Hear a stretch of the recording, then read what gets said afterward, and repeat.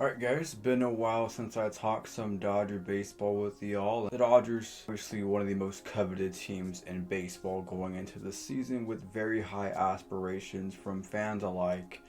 And, as the season has progressed, I've had different opinions of this ball club and whether or not they're capable of, winning a World Series. Throughout the process, I've been relatively tamed as far as whether or not I think this Dodger team can go all the way and win the 2024 World Series.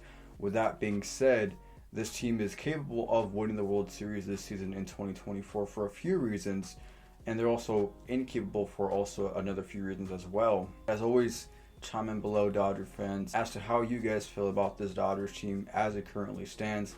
A record of 46-29. They are running away with the NL West. I think they have the biggest division lead in baseball. So the Dodgers playing in a relatively not really good NL West, and obviously that helps them. But even if they were in a relatively competitive division, still wouldn't think the Dodgers are in any danger of losing said division. Have the ability to toy around, play around, mess around, try some new things, amongst the players in this clubhouse, figure out what they are capable of doing on a baseball field for this Dodgers ball club. We'll start with the big losses. As to why I'm making this video is because the Dodgers just lost Yoshinobu Yamamoto and Mookie Betts in the same weekend. Yamamoto had been really good. Rookie of the Year candidate for sure, maybe even a Cy Young candidate.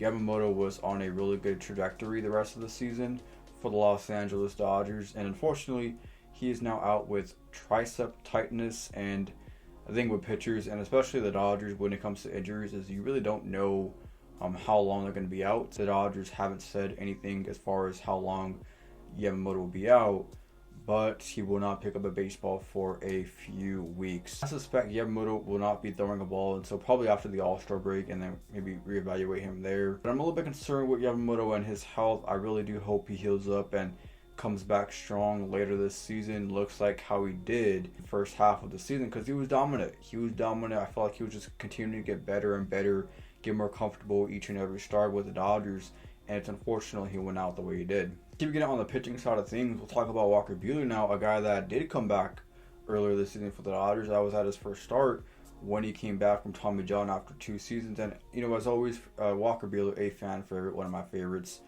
He's right over there on the poster board. But, Walker Buehler, it sucks to say, but in 8 starts since he's been back with the Dodgers, he has not looked like his former self. He is a shell of his former self, and it's unfortunate to say, but right now that's just how it is. A lot of mediocrity when it comes to Walker Buehler. He's had a couple of good starts, but other than that, really mediocre to bad starts for Walker Buehler. He really is not, blowing past guys with his fastball as he once did. He's struggling out there. We'll see what becomes of Walker Buehler. Overall, for the Dodger pitching staff, I think the Dodger pitching staff is the stronghold of this team. Maybe it's a take that some others have, maybe it's not, but I think the pitching on this Dodgers team is slightly better than the offense. Like, when it comes down to it, how do I think the Dodgers, win a World Series? I think it's led by their pitching. Their pitching all season long, starting staff and bullpen, who have been critical of the bullpen. They've dealt with a lot of injuries. Even with all those injuries, the Dodger bullpen has been really good. I have ultra confidence in the Dodger pitching staff, and that's really key, because when you have confidence in whoever's on the mound for your ball club, you're probably going to win the game if the offense score runs. Mookie Betts, obviously being a MVP for this Dodger ball club for the last number of years, seeing Mookie Betts go down, that's not a good thing at all. When he got hit on the hand on Sunday, you knew it was a bad sign when he was grimacing in pain there, and obviously he has a fractured left hand now, so Mookie Betts will be out for a foreseeable amount of time. I suspect Mookie Betts will be out until at least August. If I had to guess, there's no need to rush Yamamoto or Mookie Betts back. You just hope that when and if they do come back, they are looking like their former selves. I'm less concerned about Mookie than I am about Yamamoto because of the pitching aspect. But Mookie Betts being out does hurt this Dodger team, because as we have watched this Dodger ball club all season, they've really been boom or bust. And I've been singing that tune when it comes to the Dodgers offense. They're boom or bust, feast or famine offense. One night they'll score 11 runs, maybe 8 runs, or 6 runs in an inning, and then the next night or the next couple of nights they'll score 0 to 2 runs. But they've really been feast or famine here all season long, and it's going to be up to Andrew Friedman. I make this video, seems like every year for the last couple of seasons, Andrew Friedman needing to make a big deadline splash. And I'm not talking about Kevin Biggio type level players, with all due respect to Kevin Biggio. I'm talking about a Luis Robert, a Bo Bichette, those type caliber of players. This Dodger offense really needs a really strong bats, like a Teoscar Hernandez, who they added this season. And the Dodgers, last couple of games in Colorado have been outstanding, coming back in the 9th inning.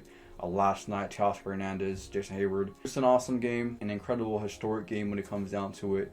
With the Dodger comeback down multiple runs in the 9th inning. You'd like to see that fight. You'd like to see them going through this adversity without Mookie Betts and Yamamoto. I think they will come out better from it. I don't think they're in any danger of losing ground on any team. I think they'll actually benefit from losing Betts and Yamamoto for a period of time and seeing really what this team is about. And this comeback last night was really the epitome of seeing what this team is about. They're not giving up. You're in Coors Field. There's no need to give up. Bad Rockies team. You mount a 9th inning rally like that, and Teoscar Hernandez, controversial call before the home run, but man, that was super awesome. Re-sign Teoscar Hernandez because the price just keeps going up for Teoscar Hernandez by each game he plays with the Dodgers. He is feeling himself in the Dodger uniform, and you know what? We Dodger fans have vowed for that energy since like Puig left, right? That emotion, just letting it all out there. Ohtani and Teoscar Hernandez are bringing that emotion, that fire, that edge that the Dodgers ever so needed, I believe, for the last couple of seasons. So good to see Teoscar Hernandez being a big part of this team, and I like seeing Ohtani lead off. I might even want to keep him there when Mookie Betts comes back, but that's a conversation we could have later. So let me know your guys' thoughts down below in the comment section about this current Dodgers team. Again, 46-29. I think they're a few games behind the Phillies for the best record in the National League, and they'll be chasing the Phillies all summer long. Should be a fun summer at Chavez Ravine for the Los Angeles Dodgers as they kind of hit their groove here. With that being said, as always, let me know your thoughts down below in the comment section, and I will see you guys in the next one.